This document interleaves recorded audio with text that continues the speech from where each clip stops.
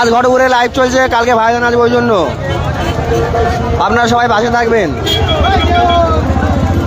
কালকে ভাইজান লাইভে আসবে আমাদের এই ঘটপুকুর মঞ্চে, চৌমাথা রিলায়েন্স পেট্রোল পাম্পের পাশে। এই মুহূর্তে সকালবেলা আসলো, এর জন্য কোনো ঝামেলা চলছে এদিকে, বুঝতে পেরেছো? সবাই শেয়ার করবে।